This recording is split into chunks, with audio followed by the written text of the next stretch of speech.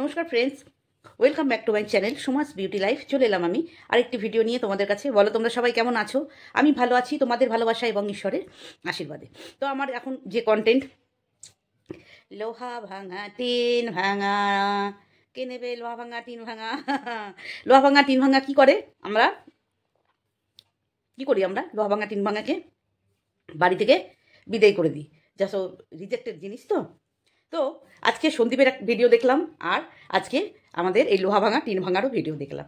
সেখানে সন্দীপের ভিডিও থেকে দেখলাম একটা ষাঁড়, মানে গরু বা ষাঁড় চড়ে চড়ে খাচ্ছে। চড়ে চড়ে খেয়ে এত চেহারা হয়ে গেছে, সে মানে গুবলু গাবলু হয়ে গেছে চড়ে খাওয়াদের। আমি কি বলি বন্ধুরা, কিছু মহিলারও এরকম। আমি জাস্ট উদাহরণ দিলাম।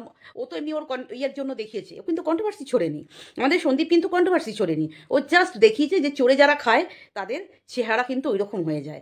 সেটাই, তাই না বন্ধুরা? হ্যাঁ, একদম তোমরা বুঝতে পেরেছো। ওই যে চড়ে খাওয়া, যে টিন ভাঙা লোহা ভাঙা, যে চড়ে খেতে বেরিয়েছে, চড়ে খেয়ে খেয়ে এই সা বানিয়েছে। দেখেছো তো? 80 থেকে এবারে দেখবে আর 3-4 মাসের মধ্যেই একদম 100 কেজি হয়ে যাচ্ছে। তো যাই হোক, ও ইনকাম করছে নোংরামি করে, ও খাবে, সেটা আমাদের কি? খাক, 100 কেজি হোক 200 কেজি হোক, আমাদের তাতে কি? তো চড়ে বেড়া ষাঁড়, চড়ে বেড়ানো যে পশুরা বা চড়ে বেড়ানো যে মানুষরা, তাদের যে পরিণতি, সেটাই ওইখানটাতে সন্দীপ খুব সুন্দর করে বুঝিয়ে দিয়েছে। ভালো লাগলো ব্যাপারটা, খুব সুন্দর এক্সাম্পল হিসাবে আমাদের মনে হয়েছে। বাট ও তো ওর ব্লগের জন্য দেখিয়েছে, ও কিন্তু কন্ট্রোভার্সি ছড়েনি। ঠিক আছে, তো এবার আসি আমি আমাদের লোহা ভাঙা টিন ভাঙার। একটু ঠান্ডা লেগেছে আমার লোহা ভাঙা টিন ভাঙার ভিডিওতে। আচ্ছা, যেদিন ওর বাপি এলো, তোমরা যারা দেখেছো তারা তো দেখেছো, যারা দেখোনি তারা দেখে আসবে। যেদিন ওর বাপি এলো, এটা অনেকেই ওদের ভিডিওতে বলে দিয়েছে, বাট আমি হয়তো সব কিছুই লাস্টে বলি আমার যারা ভিউয়ার্স তাদের জন্যে। তো ওর বাবা যখন ওর বাপির ভিডিওতে দেখলাম, এটা কিন্তু এই লোহা ভাঙা টিন ভাঙার ভিডিও থেকে দেখতে পাইনি, দেখায়নিও। ওর বাপি কলিং বেল বাজানোর পরে কলিং বেলটা বাজেনি, তারপরে কীরকম চোরের মতো মুখটা বাড়িয়ে দেখলো যে কে। দেখেছো বন্ধুরা দৃশ্যটা? কে কিভাবে ঢুকছে? বাপি তো ক্যামেরা, ওই যে আও ভক্তি, হ্যাঁ, চোরের শ্বশুর আর কি, চোরের শ্বশুর, বুঝতে পেরেছো? আও ভক্তি হচ্ছে চোরের শ্বশুর। তো চোরের শ্বশুর যেভাবে ঢুকলো, তো এমন সুন্দর অ্যাঙ্গেল করে নিয়েছে যাতে আর কোনো জায়গায় ক্যামেরাটা না পড়ে। তো চোরের মনে পুলিশ পুলিশ ঠাকুর করে কে? আমি তো কলা খাইনি। তো বারবার প্রিটেন্ড করছে যে ও একা আছে। তো বাপি এলো, খেলো, চলে গেল। ঠিক আছে, চলে যাওয়ার পর ওর মাকে নিয়ে গেল। কেন নিয়ে গেল ওর মাকে? এক তো ওরা ওখানে যে থাকবে, যেই মেয়ে রাতে নিজের বাড়িতে বিড়াল বাচ্চা উপরে লাফানো দেখে ভয় পায়, সেই মেয়েকে একা ফেলে দিয়ে চলে যাবে? হ্যাঁ। আচ্ছা, যারা তোমরা পজিটিভ ভিডিও করো তাদের উদ্দেশ্যে আমি বলছি, তোমরা একবার ভেবে দেখবে তো এটা। যেই মেয়ে নিচে নাকি, ওর ভিডিওতেই বলেছে রাতে বিড়াল বাচ্চা ওর মা বাবার বাড়িতে, যে বিড়াল বাচ্চা লাফালাফি করেছে না, মা ওর মানুষ দুটো লাফালাফি করেছে, সে তো ভগবানই জানে। তো যাই হোক, ওই বিড়াল বাচ্চা লাফালাফিতে ও ঘুমোতে পারেনি, ভয় পাচ্ছিল। তো সেই মেয়েকে একা ফেলে দিয়ে বাবা মা চলে গেল।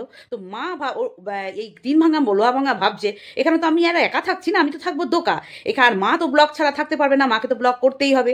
মাকে ব্লগে মা যখন এদিক ওদিক বেফাস ক্যামেরা ফেলে দেবে, তখন আমি একদম হাতে নাতে ধরা পড়ে যাব। সেই জন্য তার হাত তাড়াতাড়ি মাকে বিদায় করলো। বুঝতে পেরেছো? এইটা হচ্ছে ওর মার যাওয়ার কারণ। এইটা হচ্ছে ওর মার যাওয়ার কারণ। ওর মা তো জানে যে আমি মেয়েকে একা রেখে আসিনি। আমার মেয়ে একদম শক্তপোক্ত একটা চোরকে, পাক্কা একটা চোরের সাথে রয়েছে, সেটা ওর মা বাবা খুব ভালো মতো করে জানে। আচ্ছা, এরপরে ওর চোর জামাই নিশ্চয়ই ছাড়তে এসেছিল। ছাড়তে আসার সময় যখন স্টেশনে নামলো ওর বাবা, তখন বলল যে আমিও কিনলাম কিছুটা ফল, আর কিছুটা ওর টিন ভাঙা লোহা ভাঙাকে দিলাম। তাহলে কি করে দেবে? নয় ওরা দুজনাই এসছিল, বা ওর চোর জামাই এসছিল সাথে ছাড়তে। ছাড়তে আসার তো কোনো দরকার নেই, তো কচি খুকি না, কিন্তু এসছিল কোনো কাজে হোক, কিছুতে হোক, কোনো দরকারে হোক, কিছুতে জন্য এসছিল। না হলে স্টেশনে নামার পর ওরা যেখানে থাকে, ওর মা বাবা যেখানে থাকে, ট্রেনে করে নামার পর কি করে আবার ফল ওখানে পাঠাতে পারে? এরা যে কি গুলগাপ্পা!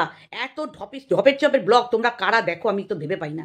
তো আমাদের দেখতে হয়, যেহেতু আমাদের ব্লগিং, আমাদের কন্ট্রোভার্সি করতে হয়, সেই জন্য আমাদের দেখতে হয়। আমি তো বলবো ভিউয়ার্সদেরকে একদম এদেরকে দেখে এই উচ্ছন্নে সমাজকে, লোককে, আরও পারিপার্শ্বিক জিনিসগুলোকে আরও নগণ্য উচ্ছন্নে যাওয়ার মতো এইরকম ব্লগ তোমরা কেউ দেখো না, কেউ দেখো না।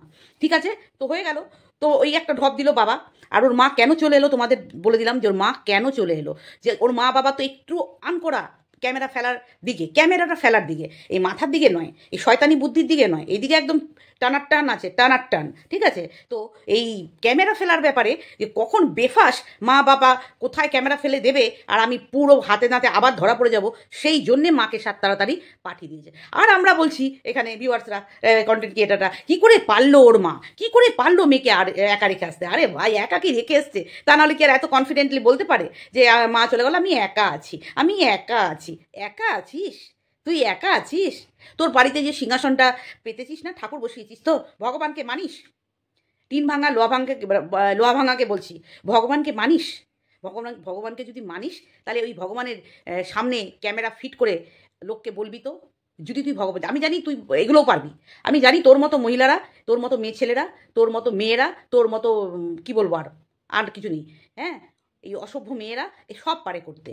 নিজে পয়সা ইনকাম করার জন্য, নিজে ফেমাস হওয়ার জন্য, নিজের জন্যে, নিজের স্বার্থের জন্য যদি বলে যে তুমি লোহাকে কামড়া খেয়ে নাও, লোহাকে চিবিয়ে গেলে খেয়ে নেবে, গু খেয়ে নেবে, সব খেয়ে নেবে, সব কিছু করতে পারে, কোন লেভেলে নামতে পারে সব নেমে যাবে। তবুও বলছি, যদি পারিস, যদি পারিস ক্যামেরা ফিট করে ঠাকুরের কাছে প্রে করে বলবি, আমি যা বলছি সত্যি বলছি, আমি এখানে একা আছি, এখানে আর কেউ নেই, ভগবান তুমি শুনছো, আমি এখানে একা আছি, এই কথাটা বলবি তো।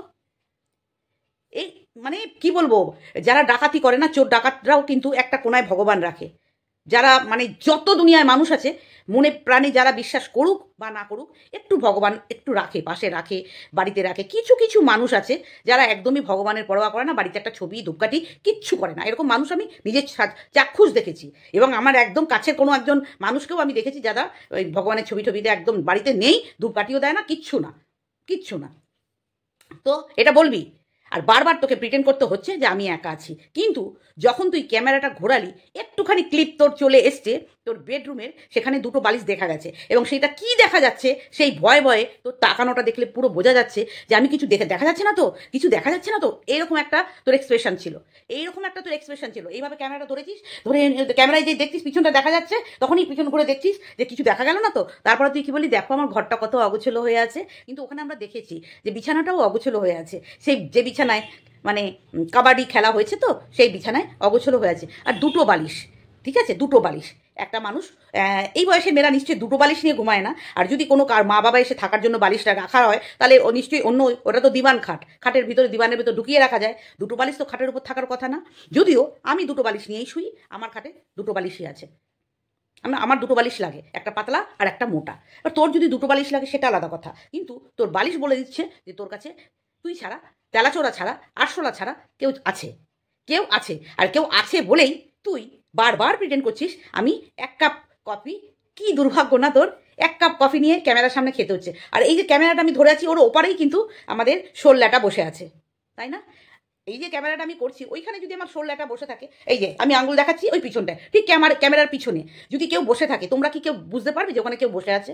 যখন ও টয়েসটা রাখলো না ওই এর মধ্যে, ওই ওর খাটের পিছনে যে বক্স মতো শোপিস কিছু রাখার জন্য যে রাখা আছে, খাটের ঠিক হেডের পিছনটায় যে রাখা আছে, ওখানে একটা টয়েস রাখলো ছোটো মতো, ওইটা যখন রাখতে গেল তখন ওর চোখটা দেখবে, তখন ওর চোখটা দেখবে, জিজ্ঞেস করছে, তারপরে বোঝাতে চাইলো আমি তোমাদেরকে, মানে যারা তোমরা অপোজিটে আমরা ওর ভিডিও দেখছি তাদেরকে বোঝাতে চাইলো, বাট ওর ফার্স্ট অ্যাটেন্ডেন্স ছিল এইদিকে, মানে ঠিক লাগছে না, হ্যাঁ এরকম, মানে একবার তাকালো, যে আছে ওখানে তাকে বোঝাতে চাইলো ঠিক লাগছে, এখানে রাখলে ঠিক লাগছে তো, হ্যাঁ, তারপরে বোঝাতে চাইলো না আমি তোমাদেরকে বলছি, আমি তোমাদেরকে বলছি এটা, হ্যাঁ। কত লোকাবি, কত লোকাবি।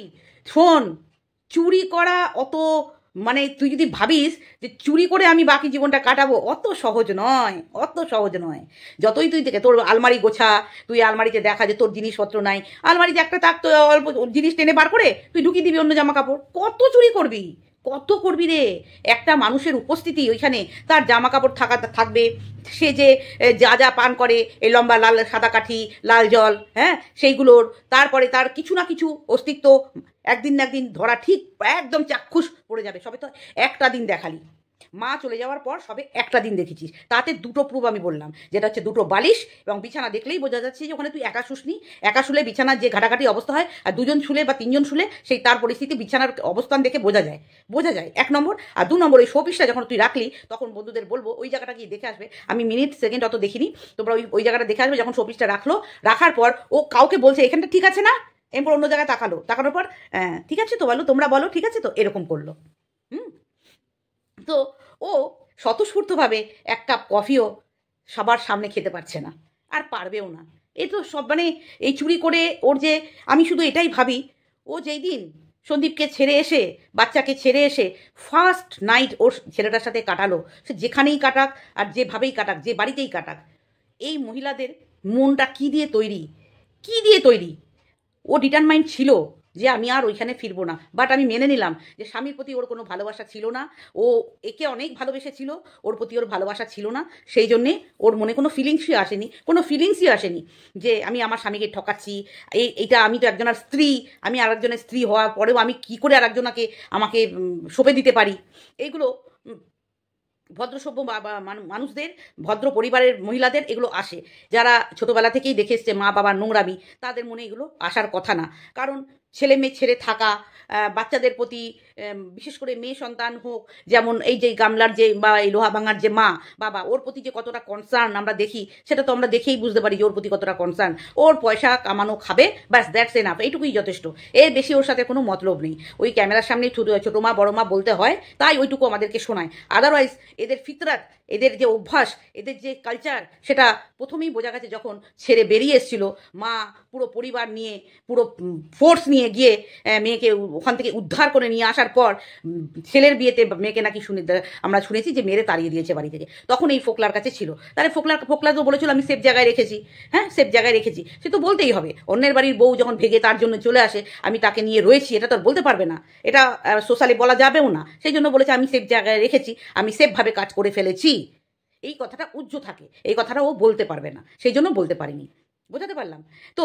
এখন আমি বলতে চাইছি সেটা খুব তাড়াতাড়ি, মানে কাল বা পরশুর মধ্যে আমাদের যে ম্যাডাম, উনি পুরো ক্লিয়ার করে দেবে এদের যে ক্রিয়াকর্মগুলো করছে, যে নোংরা ক্রিয়াকর্মগুলো করছে, তাতে করে কি হচ্ছে কি হবে সেটা তোমরা মেবি সোমবারের মধ্যে জানতে পেরে যাবে।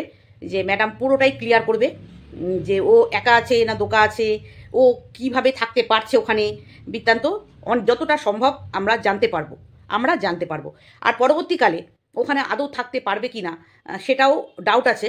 ও যতই বলুক যে আমাকে দেখি এবার কে আমার কি করতে পারে, আমি সেই রকম ব্যবস্থা করেই এসছি, দেখা যাবে লোহা ভাঙা টিন ভাঙা, কিসমে কিতনা হায় দাম। আমরা তো দেখলাম 1.5 বছর ধরে কেমন পালিয়ে বেরিয়েছিস, দেখলাম তো, দম তো দেখলাম।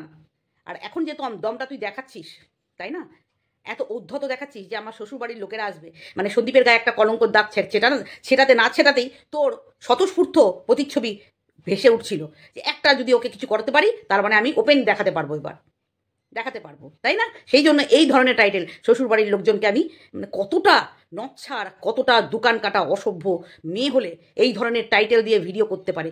নির্লজ্জতার হাত পার করে দিয়েছে এই মেয়ে, বুঝতে পেরেছো? একে নিয়ে আবার বলে যে একটা বাচ্চা মেয়েকে নিয়ে তোমরা বলো, বাচ্চা মেয়ে নষ্টামি করবে আর বাচ্চা মেয়েকে আদরে দোলায় দোলাবে, হ্যাঁ? কি মতলব আছে আমাদের ওকে ধুলিয়ে? ওর বাবা মায়ের মতলব আছে, তাই ওর বাবা মা সাপোর্ট করেছে, মাল্লু পাচ্ছে। আমরা তো কন্ট্রোভার্সি ক্রিয়েটার, আমরা তো বলার জন্যই এখানে আছি। যেখানে নোংরা দেখবো, যেখানে অসভ্যতমি দেখবো, যেখানে মানে অসামাজিক কোনো কাজ দেখবো, সেখানে আমরা প্রোটেস্ট করব, কথা বলবো, এটা আমাদের রাইট আছে, ইউটিউব দিয়েছে। অতএব এখানে কারোর এখানে যারা ফকরদালালি মারতে আসে না, বাচ্চা মেয়েটাকে নিয়ে কেন বলছে, আর যারা, আমি বলবো যারা নোংরামি করে আর যারা নোংরামিকে সাপোর্ট করে, সহযোগিতা করে, হ্যাঁ, তারা সমান অপরাধী। যদি যে নোংরামি করছে, যদি তারা শাস্তি পায়, আমি এটা জাস্ট ম্যাডামের উদ্দেশ্যে বলছি, ম্যাডাম তো এই কাজগুলো করছে, যারা নোংরামি করছে যদি তারা শাস্তি পায় যেভাবেই হোক, আমি বলবো যারা এদেরকে সাপোর্ট করছে তারাও যেন সম পরিমাণ শাস্তি পায়। শুধু আসলে একদম দুজনকে নিগড়ে অকাট ঠিকানায় আনিয়ে দেওয়া উচিত।